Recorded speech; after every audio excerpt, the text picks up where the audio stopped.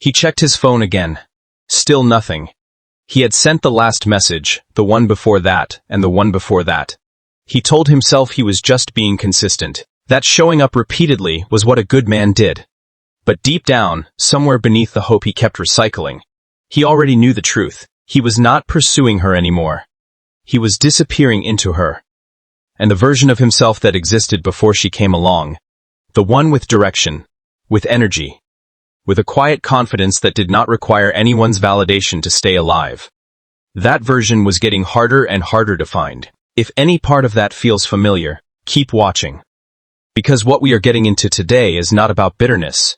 It is not about games, and it is not about pretending you do not feel what you feel. It is about understanding how to genuinely detach from someone who is consuming more of you than they deserve, and how to walk back into yourself fully, calmly, and permanently. There is a specific kind of emotional exhaustion that comes from liking someone more than they like you back. It does not announce itself loudly. It creeps in slowly through unanswered messages and one-sided effort and the quiet mathematics of realizing you are always the one reaching. Psychology research on attachment and emotional regulation consistently shows that prolonged one-sided investment in a romantic interest activates the same neural pathways as physical pain. You are not being dramatic. You are not being weak. Your brain is literally processing the imbalance as something that hurts, and the solution is not to try harder.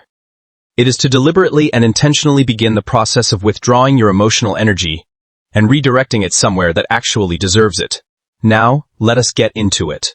The first step to detaching is to stop feeding the story you built around her. Every man who has ever been in this position has done it. You took a version of her, the version from the best moments, the version you imagined she could be, the version you hoped was the real one, and you built a story around that version that kept you invested long after the actual evidence stopped supporting it. Neuroscience research on idealization shows that the brain in a state of attraction literally filters out negative information and amplifies positive details, creating a distorted perception of the person you are drawn to. The first and most critical act of detachment is to look at her clearly. Not harshly, not with resentment, but accurately. When you stop seeing the version you created and start seeing the one that actually showed up, the emotional grip loosens almost immediately. Meet Marcus. He had been interested in someone for 4 months.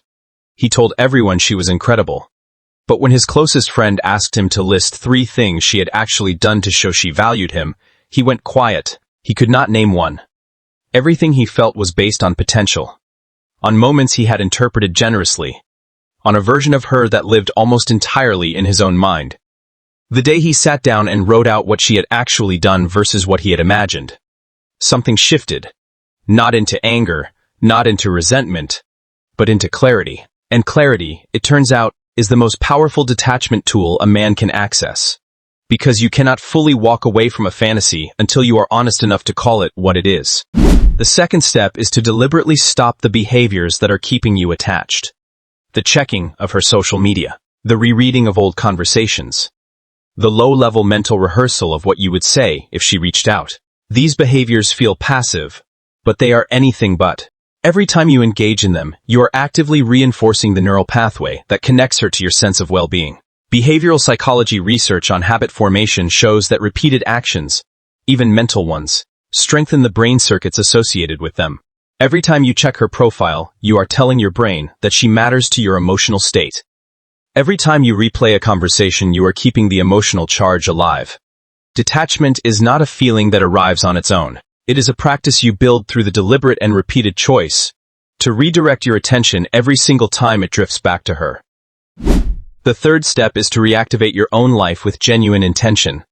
Not as a distraction, not as something to do while you wait for her to change her mind, but as a real and committed reinvestment in the person you were, before she became the center of your mental landscape.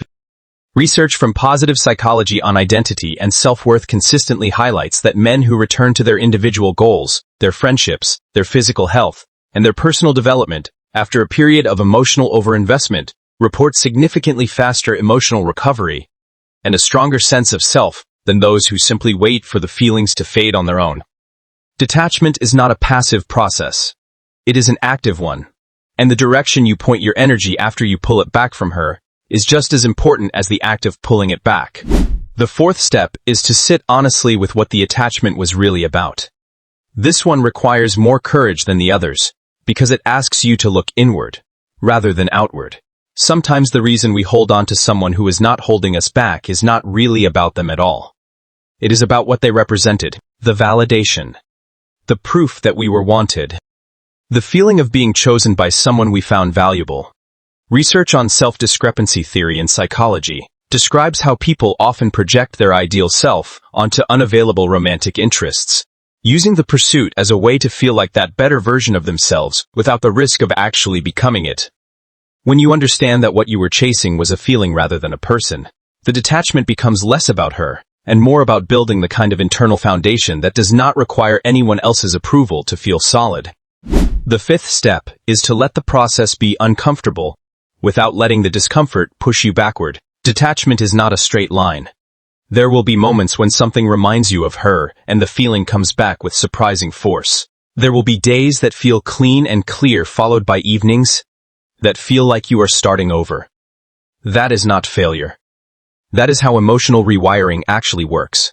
Attachment theory research shows that breaking a pattern of emotional investment in someone who does not reciprocate takes consistent and repeated redirection over time, not a single dramatic decision. The men who succeed at genuine detachment are not the ones who felt it the least. They are the ones who kept redirecting their attention, kept investing in their own lives, and kept choosing themselves even on the days when it felt like the harder option.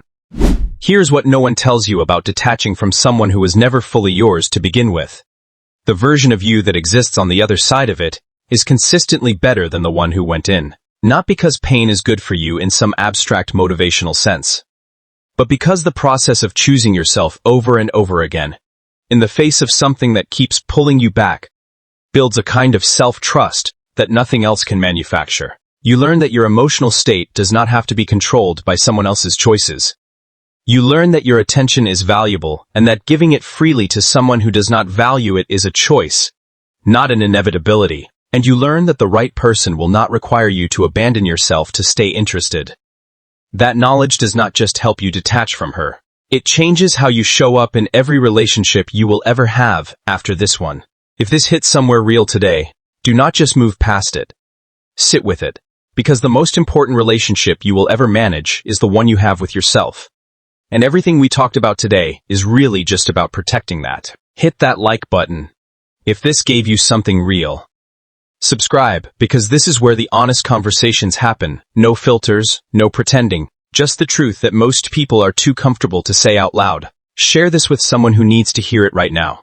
You already know who that is. Drop a comment below and tell me where you are in this process. See you in the next one.